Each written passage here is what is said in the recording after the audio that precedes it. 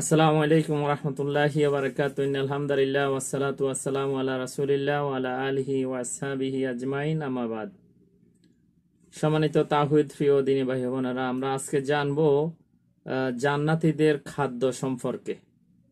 আনাস ইবনে মালিক রাদিয়াল্লাহু আনহু থেকে বর্ণিত, আব্দুল্লাহ ইবনে সালাম রাদিয়াল্লাহু আনহু নবী সাল্লাল্লাহু আলাইহি ওয়াসাল্লামকে জিজ্ঞাসা করলেন যে জান্নাতীদের প্রথম খাদ্য কি হবে।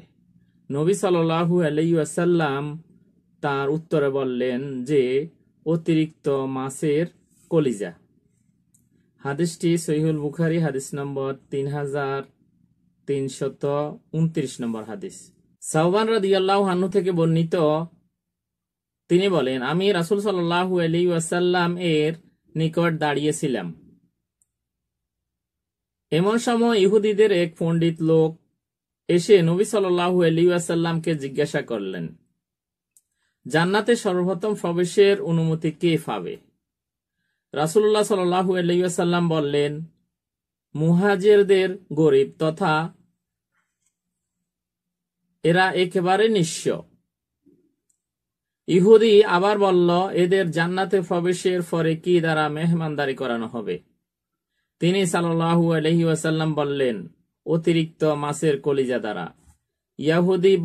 ইহুদি আবার বলল, এরপরে তাদের কি দ্বারা দুপুরের আপ্যায়ন করা হবে?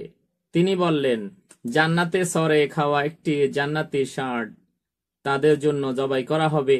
লোকটি আবার জিজ্ঞাসা করল, তাদের পানীয় দ্রব্য কি হবে?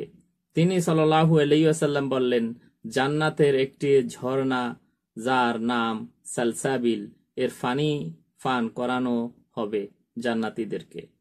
তাহলে আমরা এখান থেকে জান্নাতীদের যে খাদ্যের বর্ণনা পেলাম সেটা হলো অতিরিক্ত মাছের কলিজা, এবং তাদেরকে জান্নাতে সরে খাওয়া একটি জান্নাতি ষাঁড় জবাই করে তার গোশত ভক্ষণ করানো হবে, খাওয়ানো হবে, আপ্যায়ন করানো হবে, এবং সালসাবিল নামক একটি ঝর্ণা, সেই ঝর্ণার পানি পান করানো হবে। এই হাদিসটি সহিহ মুসলিম, হাদিস নম্বর 315 নম্বর হাদিস। আল্লাহ তাআলা আমাদেরকে সঠিক জানার এবং আমল করার তৌফিক দান করুন, আমিন।